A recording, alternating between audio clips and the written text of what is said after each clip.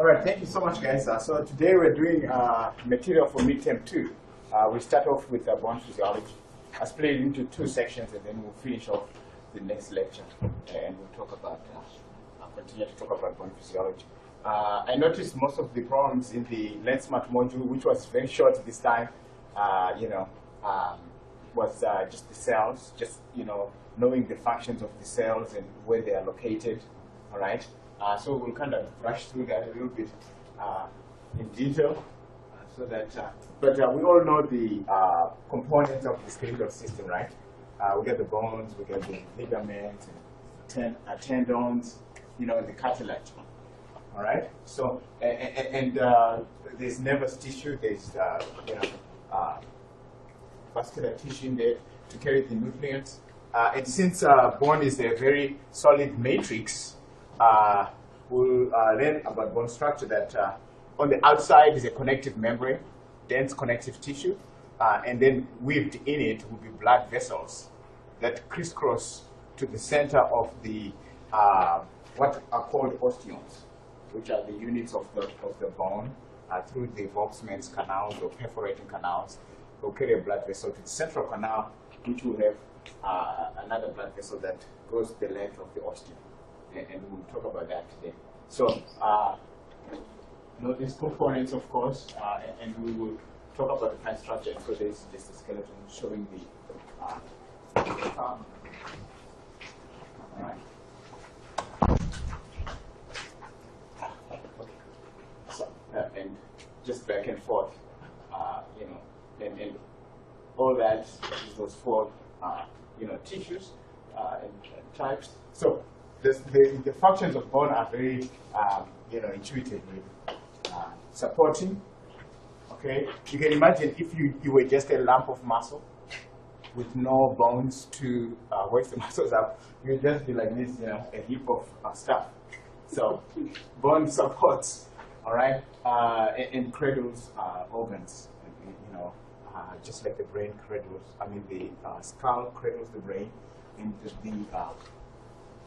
cervical cradles the organs that for reproduction, right? Okay, and then of course the lungs by the ribs, right? So so that goes to the next one, which is protection. Okay, the spinal cord is in fact through those irregular bones that we call vertebrae, and there's a hole in the middle. When they are staked up, protect the spinal cord. Very important. Vital organs. We just talked about the brain, all right, and movement. Because the skeletal muscles are connected to the skeleton, and when they contract, they move the skeleton as levers, right? So that's movement, okay, and storage, reservoir, okay, mostly of minerals like calcium and phosphorus, right? Mostly calcium and phosphorus. Also, as we get older, our bones get filled with what? Inside of the marrow, from the LearnSmart modules.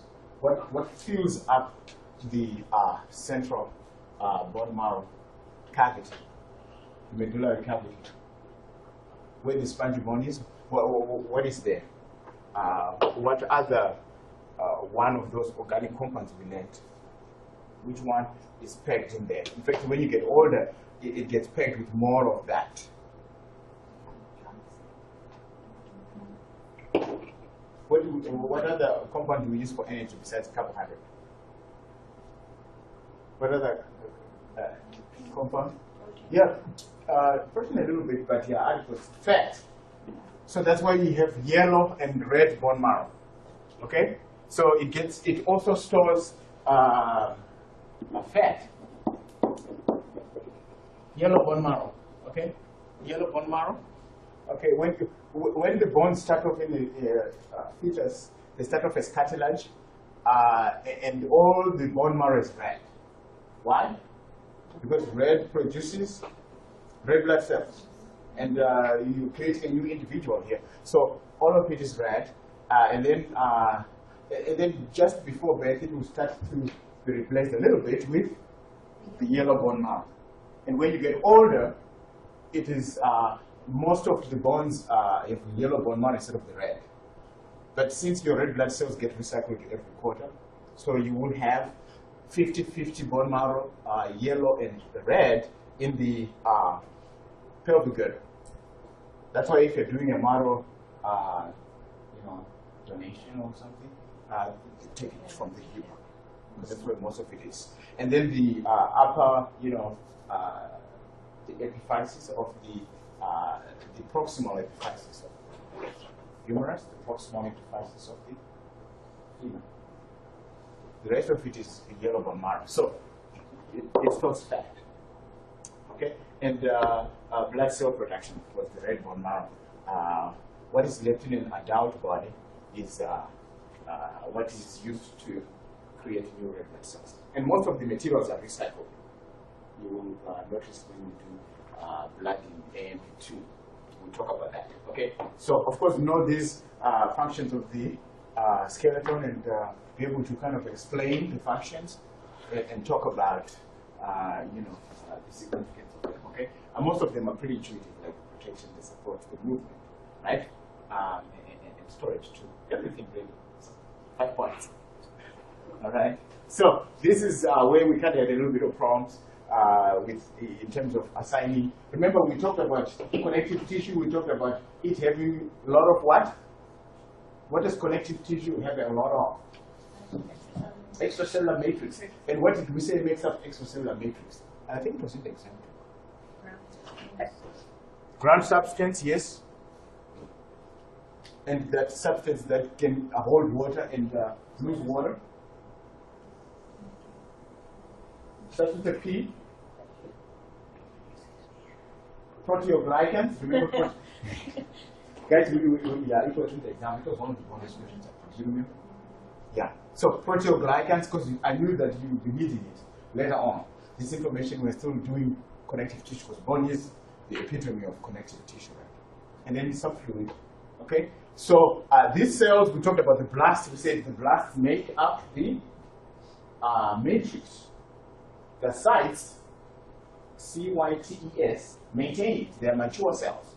So we kind of had problems with that in the module too, in terms of assigning function to the cells, based on the suffix, which is the end of the word.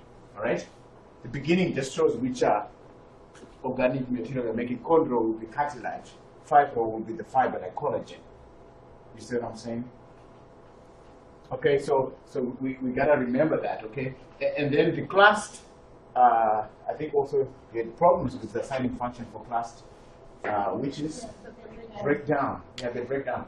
The other thing it kind of asks you a little bit more, which I'm not covering in this, is the hormones that inhibit osteoclast, which I can forgive you for that, because they were talking about calcitonin a little bit. But it's okay, we'll still get to it. So just remember those ends and what they do. So chondro will produce the matrix, which will be the cartilage. And then once they finish making the matrix, then they become mature sites, they become chondrocytes. See what I'm saying? And then they are enclosed in spaces called lacunae, plural. Right? But you have a lot of the matrix, very little cells. Remember the difference with epithelial tissues?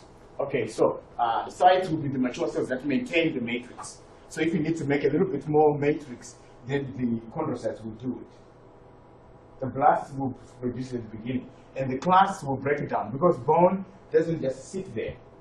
Okay? Bone is constantly being broken down, and so what we call remodeling. Okay, and being deposited again. Okay. Later on in the next one, we'll talk about how in about 10 years you completely have a new skeleton. It's being broken down and being replaced. Even as you age, you're still. When you age, everything, remember, slows down. Stopping point. Yeah, as you get older, that process of regeneration goes less. And you probably break down more bone, especially for females, because the hormone that stops parathyroid hormone, which activates osteoclasts, the estrogens and testosterone for men. So as you get older, females hit menopause, and they have less estrogen, so that they have less inhibition of osteoclasts. So they break down more than they lay down. And then they have brittle bones, and then they have hip replacements a lot of, and so forth. Right? So, matrix is of the cartilage, okay, contains the collagen fibers that we just talked about, right? And then, of course, the proteoglycans. That's why you need to know the components of the extracellular matrix, because that's what this is all about. And this trap water and can release water, and it can be compressed, and it will go back to its original shape, right? And then, so perichondrium is the membrane that covers the cartilage before it turns into bone. Cartilage is pretty much bone before you mineralize it, before you put a whole bunch of calcium, before you put a whole bunch of phosphorus in it, because that's what makes it hard, okay? So, and the mineral part is the inorganic component, right? Which was in the module 2. The mineral is inorganic, and the organic component will be the proteoglycans, all those organic compounds, right? And the collagen and the proteins.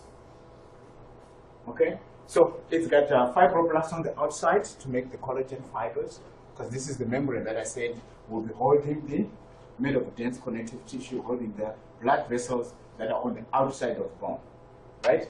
And so they make matrix which will be full of collagen fibers, fibroblasts. And then chondroblasts on the inside layer, because it's a two-layered membrane.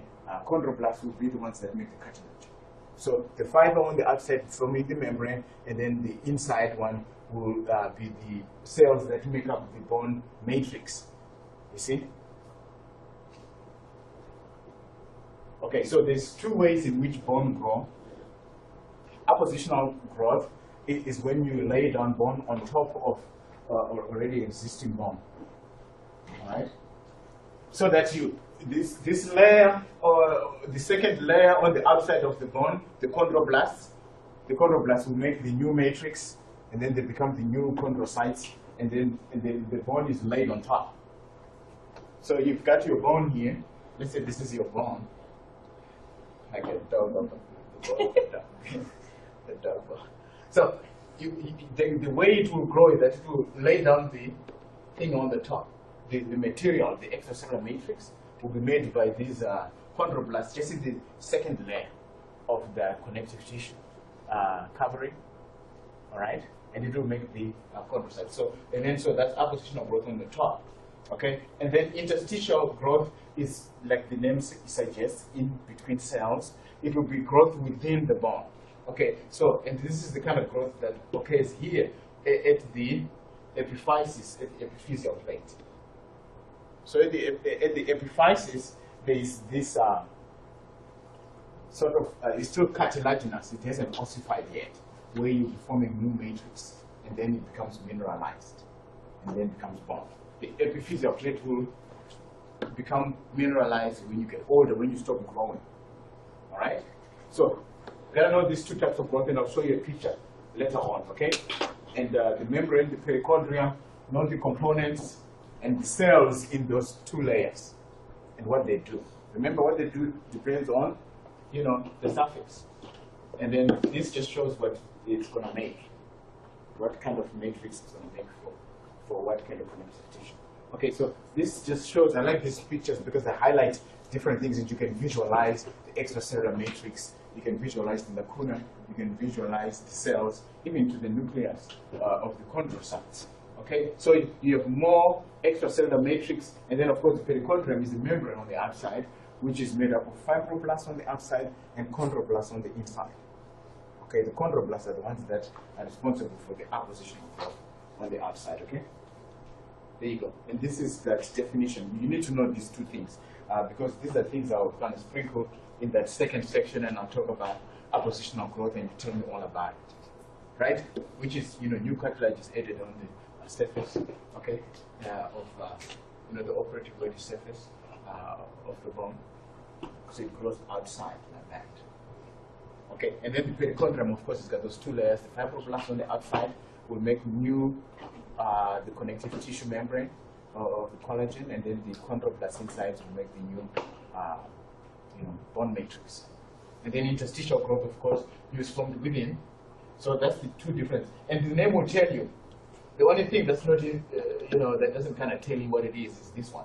So that's when you know that it grows on the outside, on the surface. And this one, that interstitial in between the cells, grows within.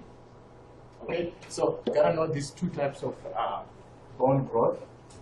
Okay, so this is very important for bone because without one of those components, you got problems. Bone is not going to do the function that it's supposed to. Okay, so it's 35% what? Organic material like the proteoglycans and the extracellular matrix stuff, made up of those 4 organic compounds we talked about, the basic 4, right? Like the proteins, the carbohydrates. In fact, proteoglycans are proteins and carbohydrates together, right? So that's the organic part. And the major component, which is 65%, would be the inorganic material, dominated by calcium and phosphorus. All right? Okay. In fact, the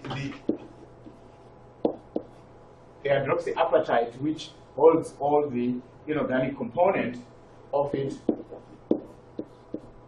PO4, because this is 3 negative, 6 OH, because this is 1 negative, 2.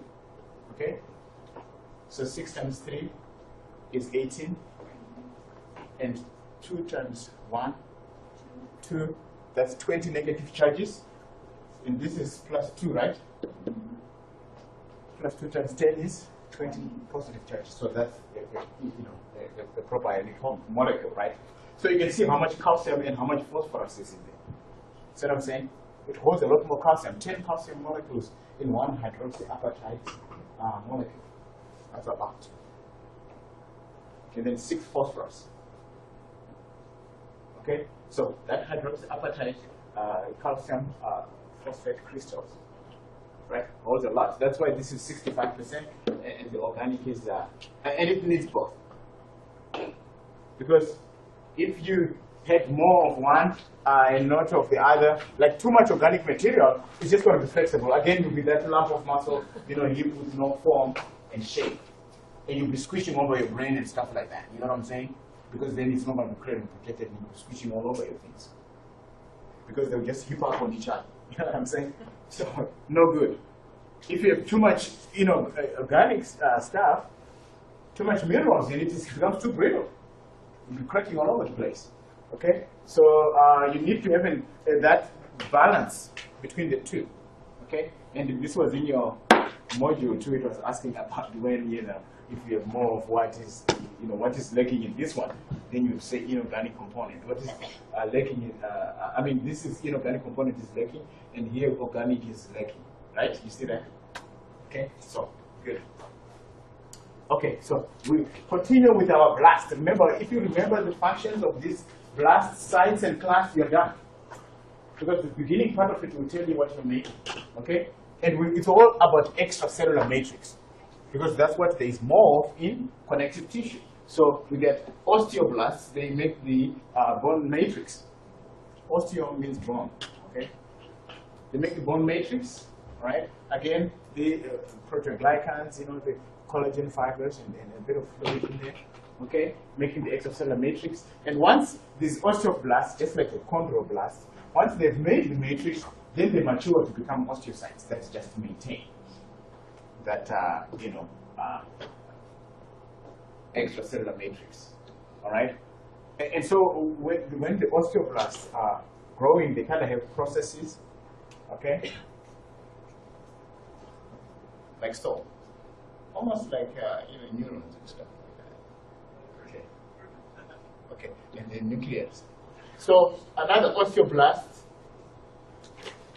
will join, and then another one joins here too, and so forth and so forth. And then you have all these joined stuff, another osteoblast here, another osteoblast, whatnot. And then you have these areas in between, they fill up with the matrix, right? And you have more of that matrix and less of those chondroblasts. By the time they make all this matrix, you have just a few osteocytes remaining in the lacuna. Okay, so that's how they grow. Okay, and then the matrix is just the space between those processes surrounded by these osteoblasts. They just get filled up with new matrix. That's how the bone grows, especially on the surface, the appositional growth that we talked about. All right?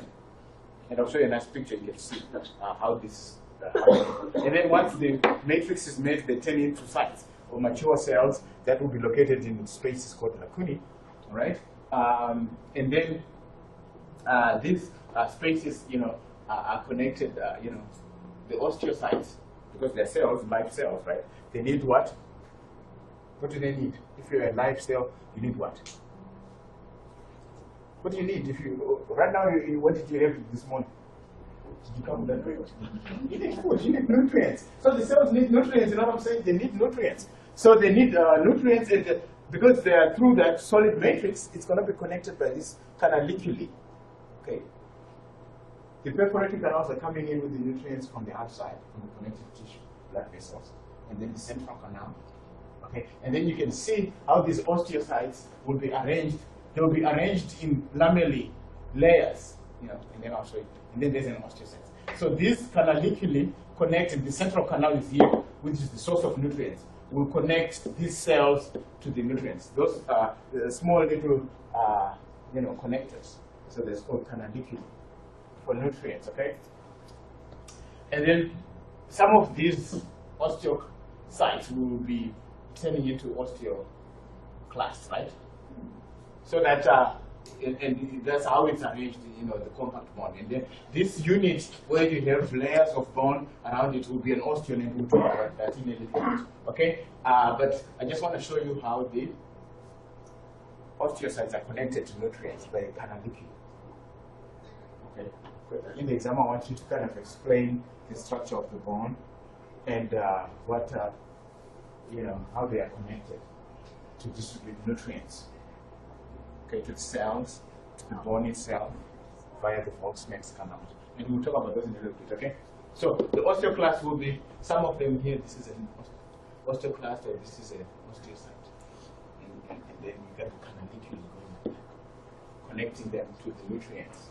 Alright? So osteoblasts, of course, originate from cells called osteochondral progenitor cells. And these osteochondral progenitor cells can turn into chondroblasts or fibroblasts. Okay, they're kind of like a stem cell. You know what stem cells do? Stem cells can sort of become any cell. That's why they like to do stem cell research with the cells from the embryos, because the embryos gotta have a cell that can turn into any type of tissue, because they're growing. You're creating a new individual. So those cells are important. You can switch them. You can program them to become any tissue in the body. Remember those 4 tissues we talked about? Those, So it can become muscle. It can become nervous. It can become connective epithelial tissue. Then you get a body. So these ones are kind of like the stem cells. They only specialize into chondroblasts or fibroblasts, right? So that's what they mean. Okay, because you may need some cartilage matrix and then some fiber matrix, for the connective tissue membrane. Okay, fibroblasts. So osteochondral progenitor cells are a stem cell that can become of the bone that can become chondrocytes and fibroblasts. I mean chondroblasts. Chondroblasts. Blasts, because it's one that forms. And then osteoclasts, of course, originate from some of the stem cells in the red bone marrow. Okay, because stem cells are important, because you can regenerate and you can program them to become other, types of cells or tissues. Okay, so know what each of these cells are and know what the osteochondral progenitor cells give rise to. You're going to need chondroblasts, you're going to need fibroblasts. And then, of course, the osteoclasts that break down bone. When you're remodeling, you have to break it down and then form new.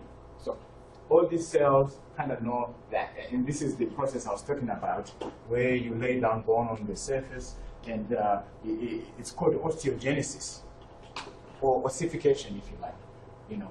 Osteogenesis, bone formation.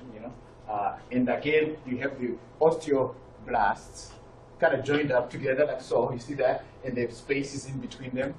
And then when they produce the new matrix, it fills up all these spaces like that. So you make new fibroblasts, like a layer of them on the surface of the bone. Osteoblasts, and then they're joined up like that. And then you put matrix in between, so it goes thicker like that. So that's the appositional bone.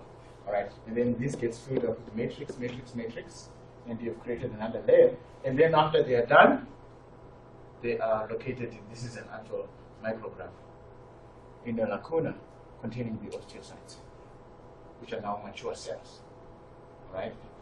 And they secrete vesicles, right? One containing the extracellular matrix components, what and what?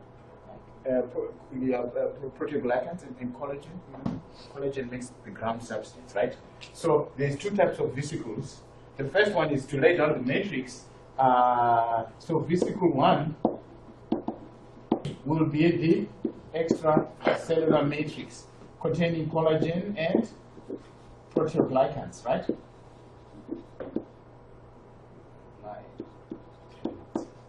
Yes, proteoglycans. Okay, I forgot my little wine. Proteoglycans. Oh my God, it gets all messed up too. Proteoglycans, and then collagen. So those are, and they're secreted via that's vesicular transport via exocytosis from the osteoblast. Okay, see this osteoblast will secrete a vesicle full of that extracellular matrix, and then it's later, it's in between the cells by exocytosis. Remember those cellular movements we talked about? Okay?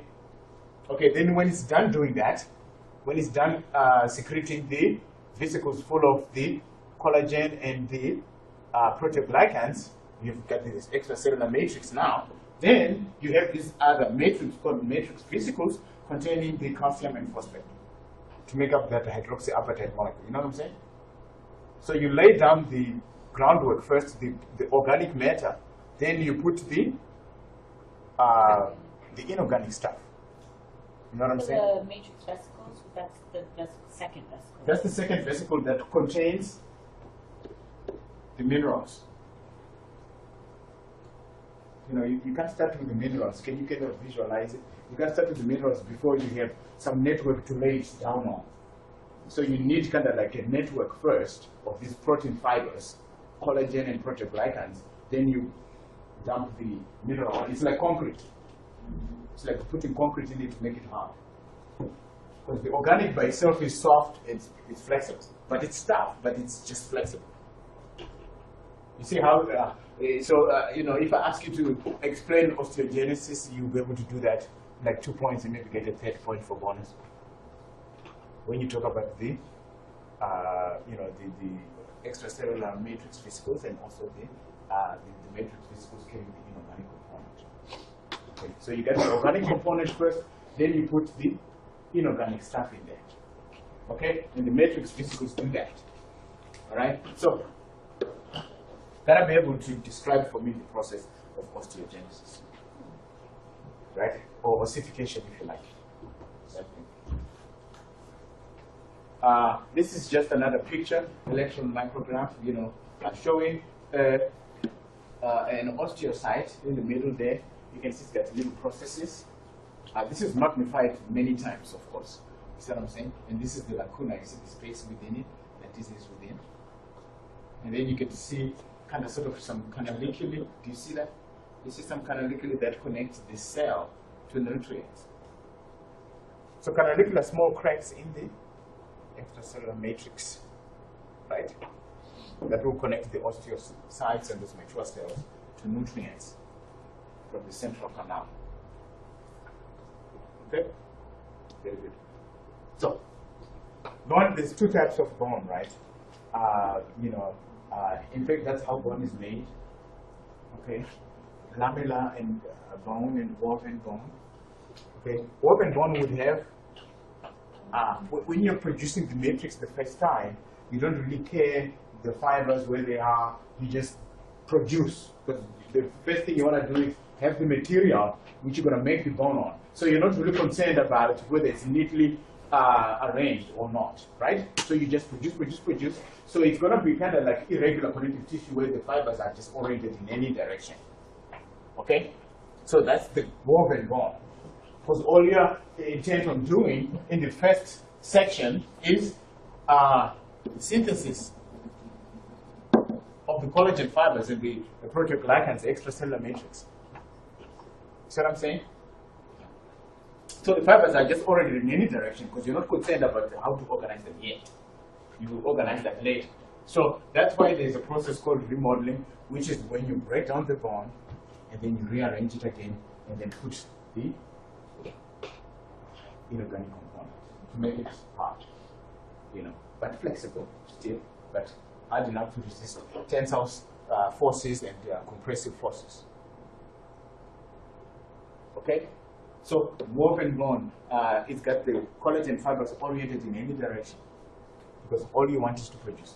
Then you remodel it by breaking it down by using those osteoclasts. Then that's what it's called remodeling. Like when you remodel your house, you break it down and then you put the things back again. New stuff. So the lamellar bone will now be having the fibers arranged in a certain way. In that certain way, and they're parallel to each other. Okay? And it gives more strength. Remember, like the tendons, the fibers are all in one direction. So when you pull it, you've got many. Right? So, and then you end up with this kind of arrangement here. All right? And then you have your osteocytes in here. You know what I'm saying? Spread out all over the place. Okay? And then in the middle will be the central canal with the blood vessel carrying the nutrients. And then you have the connectors. Okay? Oh my God, it's on fall. Like that. So lamellar bone would be those thin layers of bone. You are now arranging the fibers into stem orientation in terms of the collagen fibers. Lamellin just means layers. Lamella is a layer. Woven bone says, the name says it's woven. It's kind of like all over the place. Okay, so and this is the same process that's used to break down the bone, lay it down again, break down the bone, lay it down again. Because bone is not just sitting there; it's homeostatically controlled. So that you're constantly laying it down, breaking down. Sometimes you need calcium, so you break a little bit more to finish calcium. So you need to always be taking enough calcium exogenously, so that you don't break your bone more. Because if you're breaking your bone more, then it's going to be a little bit more weaker. So that's how the process goes. So know what woven bone is, and know what remodeling is, and what the lamellar bone is. So the woven bone only occurs, obviously, in fetal development and if you break a bone. Like if you don't break a bone after you're born, then you don't have any more woven bone in your body? Well, it happens when you're repairing a fracture, for instance. Yeah. So you have to create the woven bone first. Right. Yeah. So when you you're don't break creating any the matrix. bones as an adult or once you grow. Yeah. What you'll be doing though is breaking what you have laid down. Right. Okay. And then you replace it. But if you fracture a bone as an adult, then you do the woven bone again, to prepare new tissue, to prepare bone. And the same process. Yeah, but you're right. In the infant, because it's making the skeleton, especially when it starts as cartilage, it will start with all this woven bone, which is the fibers oriented in any direction. And then it becomes remodeled, then you dump the concrete on it, which is the inorganic component to make it hard. All right. So gotta know these two processes. Yeah, this is used for healing in adults. All right. So there is two types of bone depending on how much extracellular matrix there is in relation to space. So what is called cancellous bone or spongy bone, sometimes called because it looks like SpongeBob. How was it? It looks like SpongeBob in the exam. Say cancellous bone.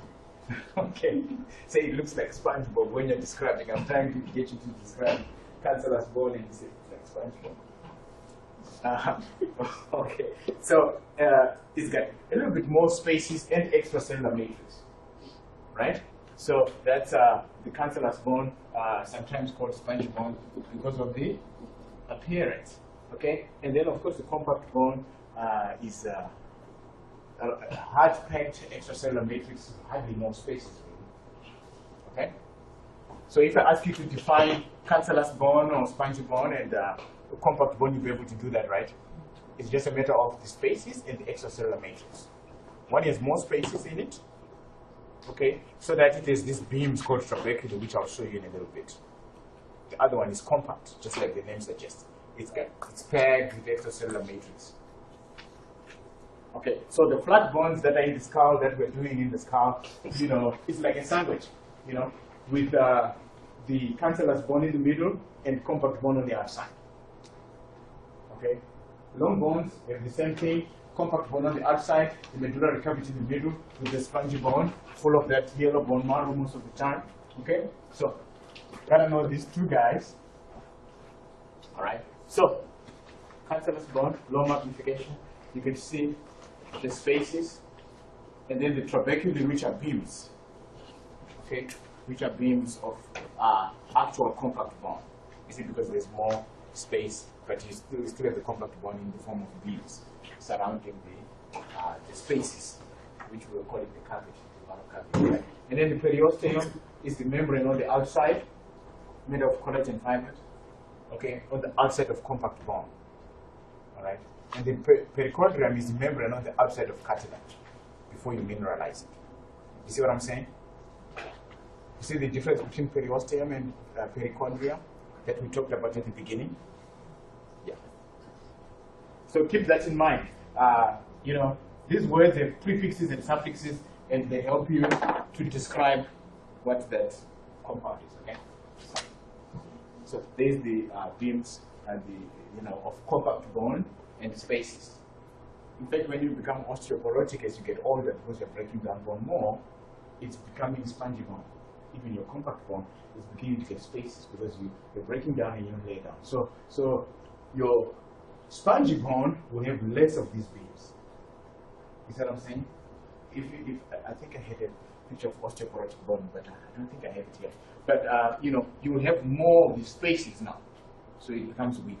So osteoporosis, I think I may show it in the next lecture or something. So you can see a picture of osteoporotic bone. You know, the spongy bone comes first. It's the one that's attacked first. Okay? So the even though it's got spaces, the spongy bone, it still has a compact bone. You see, this part here is all compact bone. And these beams are arranged not just haphazardly, they are arranged in such a way as to oppose a lot of forces, tensile forces, compression forces. Okay, there is a certain arrangement of those beams, these trabeculae. Okay, they form a lattice-like structure that gives it the strength. They're not just all over the place. Okay, they're oriented in a certain way to give it tensile strength and compressive strength. Okay, so you see, it will be able to see the trabeculae. They are not just haphazardly oriented. They are arranged in a certain way to give it ability to withstand stress. So, and this is what I was telling you. You see, the lamellated bone is layered, and it's always layered in concentric circles. You know, if you always do this all the time, the concentric circle arrangement is not by accident either. Nothing is ever by accident, right? Strength. It provides strength. Like you see, how can I just handle this piece of paper without problems? See what I'm saying? But if I was to do this, you do it to don't do it to yours, but you see, I can't hardly press it now because I've rolled it into. You see, it gives it more strength. So the concentric layering in the actual compact bone and the orientation of the beams gives it the strength. It's not just by accident. You see, in the body, it can't afford to just have things just because. There's always got to be a reason for it. All right. So lamellated bone will be in the beams, and then the beams are oriented properly in a certain way to withstand stress. Okay. So, and then of course these are the what are these?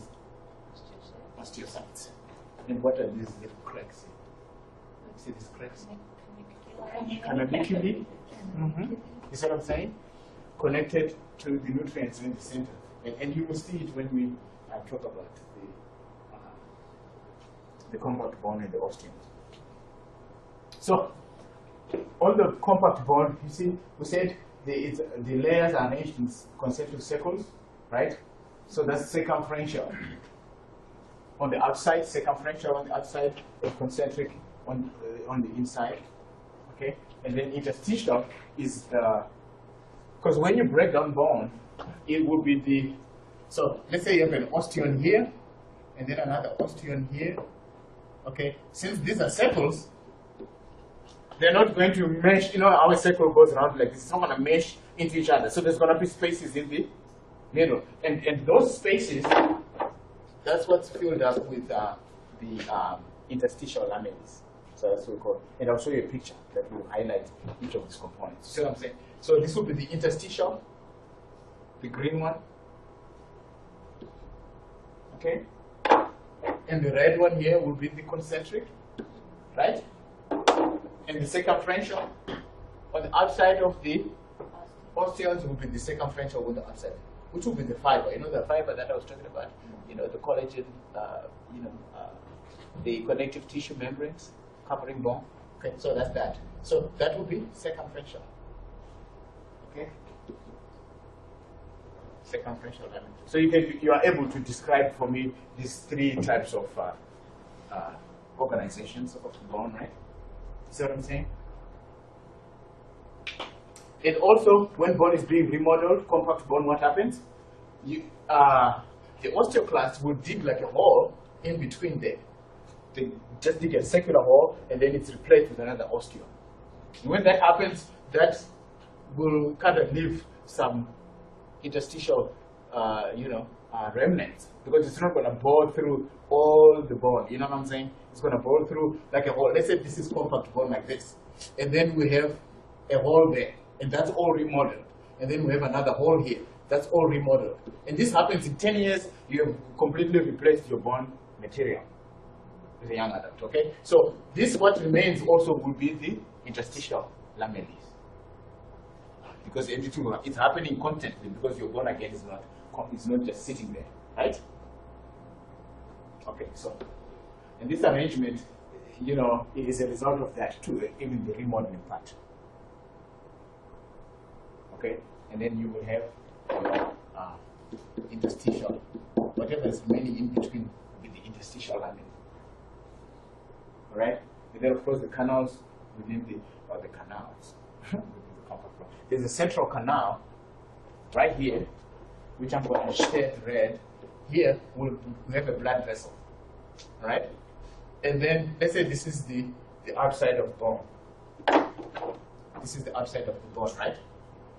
And then you have the membrane. So you will have the Volkmann's canals going through to the central canals, carrying a blood vessel, all right? And then you will have facility of the osteocytes and stuff in here, and then canalically we'll be connecting these osteocytes, right? From the outside, you have the perforating canals, which are also called Volkmann's canals. Central canal gives nutrients, and the Volkmann canals carry the blood vessels. I always get those backwards. They do this the same kind of thing, but what's happening is that, isn't it? We say it on the outside here. This is, let's say, this is not that thick, but I'm just for example. And then you have inside of that connective tissue layer covering the bone, right? This is hard, compact bone, right? And then, so you have running in it blood vessels, okay? But the blood vessels cannot go through the compact bone because it's hard, right? So what do? They connect up with these canals here called Volkmann's canals. These are kind of bigger canals that carry a capillary right into the center of the osteon. And the osteon will carry another blood vessel in it along the length of it, like that. And I'll show you a cross-sectional picture, you can visualize it. See what I'm saying? And then, from the central canal will radiate what? Canalicum, which connects the bone cells to nutrients. Do you get it now? On the outside of the bone, you have a connective tissue membrane carrying the blood vessels on the outside of bone. Remember, bone is hard.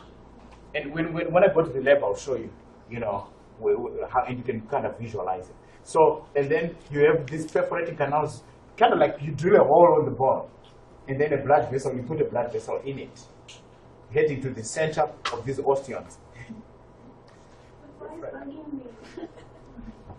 Landa, don't bug her, okay? Oh, it's not Landa that's bugging you. It's the fly. Sorry, Landa, I apologize. Because you smiled bland and I thought, you know.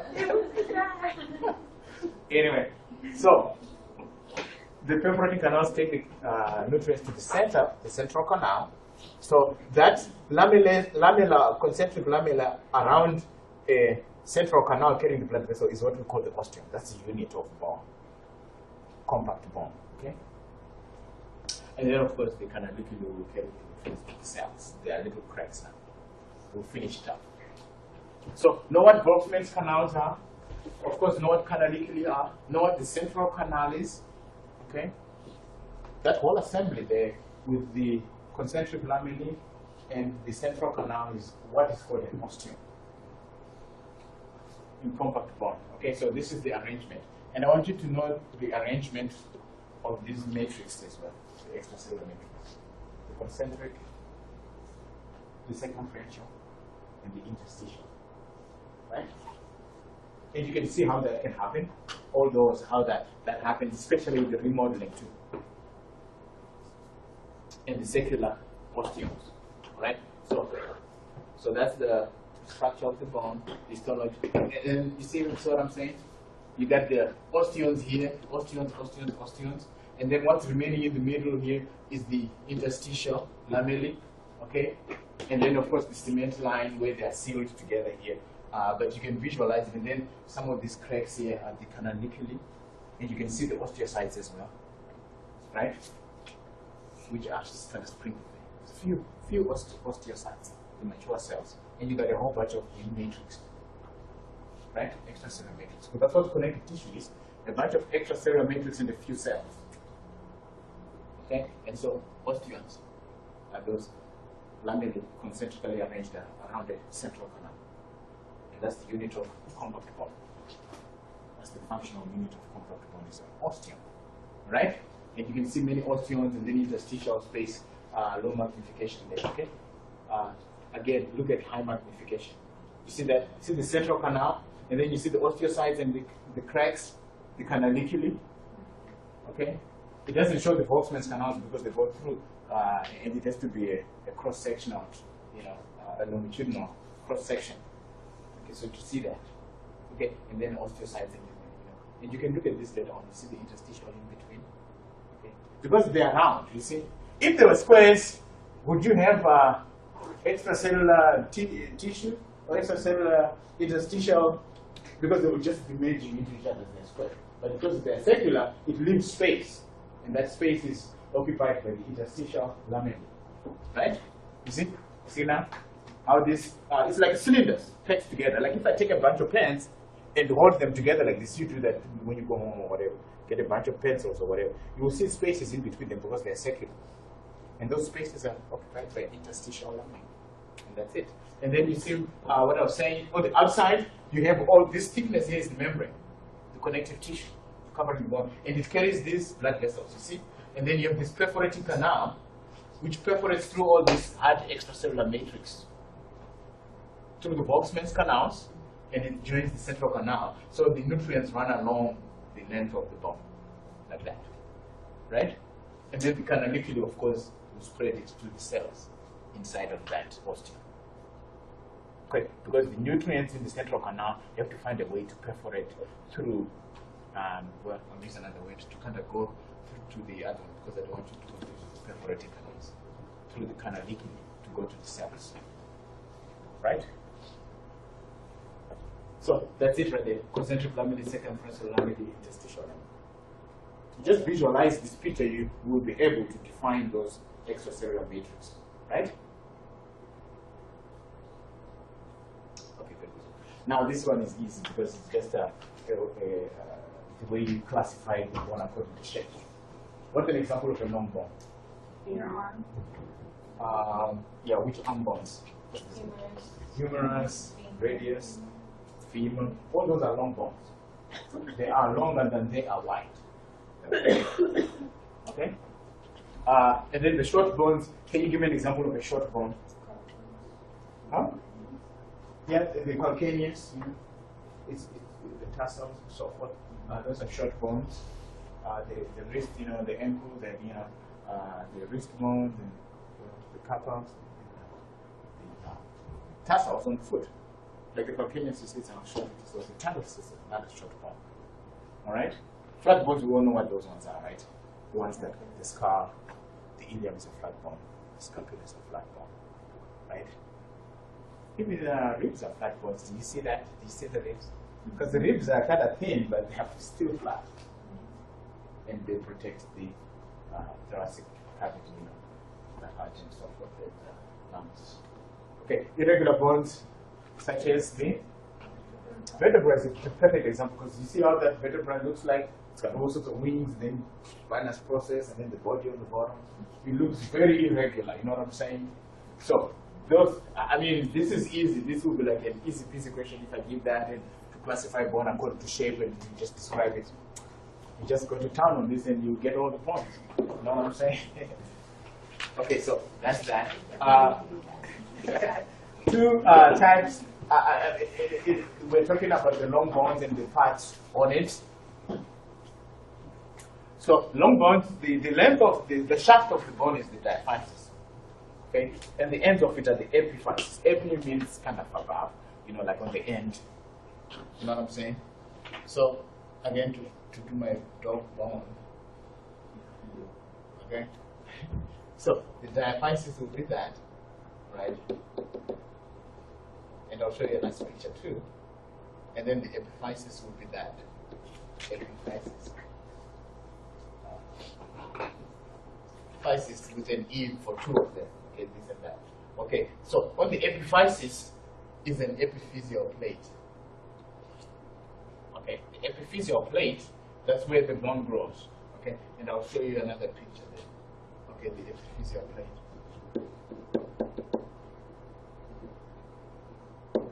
And the epiphyseal plate in the young bone, you see it will be cartilage, and it's nice and white, it's growing new bone material.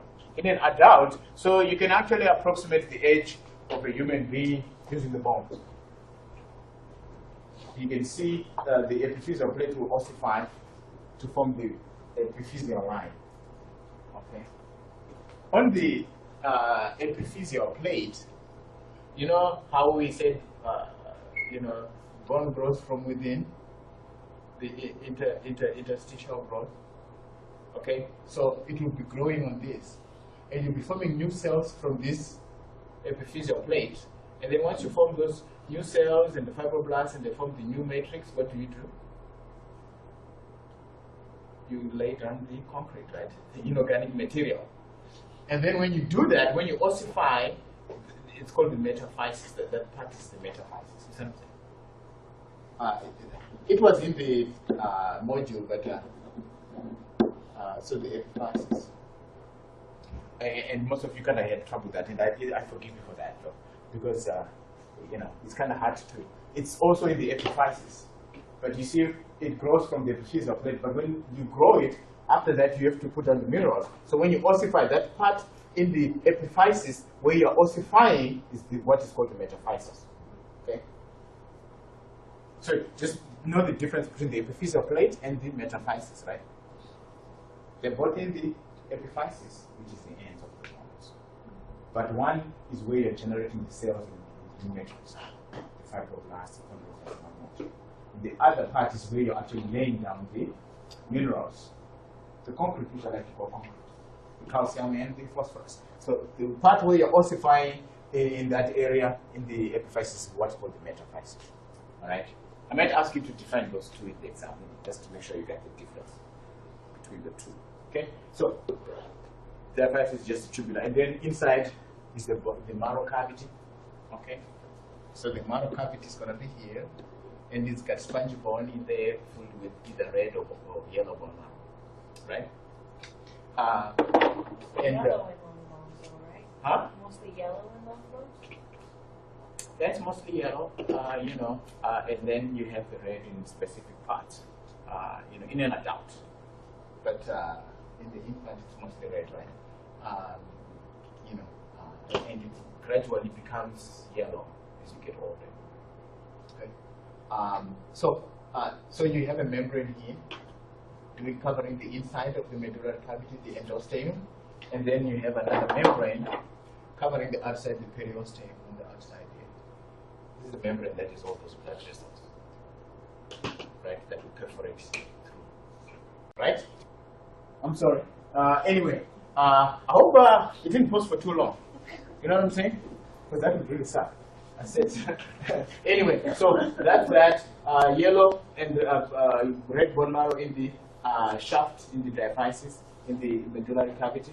Okay, so the medullary cavity, the diaphysis, the epiphysis, and the epiphysis. And I hope it got the definition that I talked about, the metaphysis, which is where the ossification is occurring in the epiphysis. In the epiphyseal plate, okay, will be where the new cells are coming out, the fibroblasts, chondroblasts, and its cartilaginous material. Okay, that's the epiphyseal plate, and the metaphysis is where it's getting ossified. Okay, I'm just repeating that just in case it was paused. I think it happened when I was tinkering with that and pressed it, because that is active. All right. So the epiphysis is the ends of the bone. So the proximal epiphysis of the femur would have the what structure on it? It would have the condyle or the head? The proximal epiphysis of the femur. Would it have the head or the condyle? Or the head? Yeah. Okay, and then of course the distal epiphysis will have the condyles. Distal is the feather one. Okay, okay, and then the epiphyseal line we said is what was the epiphyseal plate.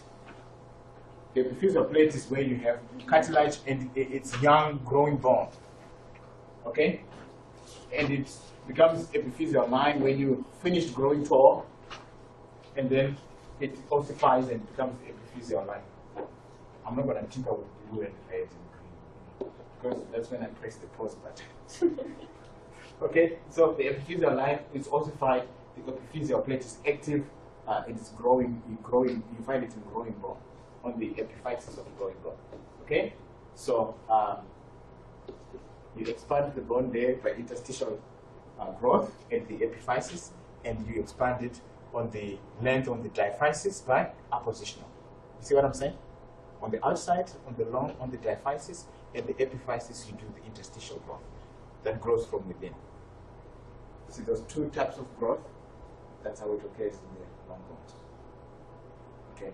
If I ask what kind of growth occurs on the epiphysis, you'll be able to tell me. Right? What kind of growth occurs on the epiphysis? Interstitial.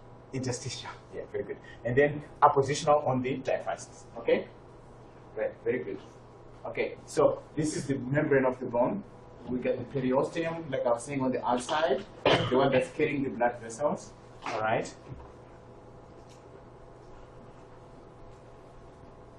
So it's kind of also got two layers. You see where you've got the outer fibrous one, because it's the fibrous, there's the fibroblast, it forms the dense connective tissue, which is irregular.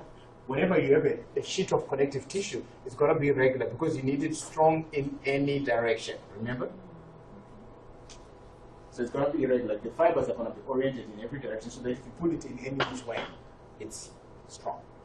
Okay? And then you've got the osteogenic layer just beneath it, where you have the osteoblasts and then osteochondral progenitor cells. Because osteochondral progenitor cells can become chondroblasts and fibroblasts. You see? So you have these two, which we said they are the stem cells of the bone. All right? And then I mentioned the endosteum too. Remember, the endosteum is the membrane on the inside of the medullary cavity. Endo means inside, peri means perimeter outside. Okay?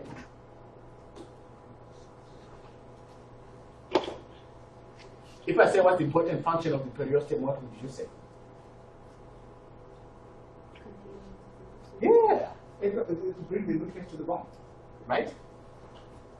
Okay, so the endosteum is delicate membrane covering the internal surface of bone. So know all these different parts of the bone, the membranes, the kind of cells in those membranes. Okay, it's kind of a lot, but it's a. We gotta know this stuff. All right, and this is a young bone showing the epiphyseal plate over here. This is this whitish part that looks like cartilage is the epiphyseal plate. Okay, and then it's called the epiphyseal line when it is ossified in an older bone. You see that? And here you can see, the perforating canals and the membrane. So this is the cellular part where you have all those chondroblasts and osteoblasts that form the new bone by appositional growth. So it goes on the outside. And then the fibrous one will have the blood vessels in there. See what I mean? The two layers, just like the two layers of the perichondrium, same thing. Okay? And then the metaphysis would be the part where the matrix is ossified on the ends of the bone. Okay? After the generation of the matrix by the epiphyseal plate, it ossifies, and those ossification areas are called the metaphysis. Okay? Okay, very good. So, flat, short, regular bones, we talked about it. The flat bones, of course, have compact bone. Cancellous bone, spongy bone in the middle. Almost like a sandwich, all right? And the short bones and long bones are kind of like that too, with the diaphysis having the compact bone on the outside and the medullary cavity in the middle with spongy bone. And the epiphysis is the same. The epiphysis has got compact bone on the outside and inside with the spongy bone. Okay? So that's that. And they always have this. You can kind of read it by yourself, when you are doing your thing, just to see how these systems interact and how they affect each other. Okay? And the bone will affect many other, systems because of the calcium and so on. All right? Thank you, guys. I appreciate it. We shall see you in a little bit, okay? At 10. Thank you. So just get those cells cleared up so that you know what the cells are doing, where they are in those membranes. Okay? All right. Thank you.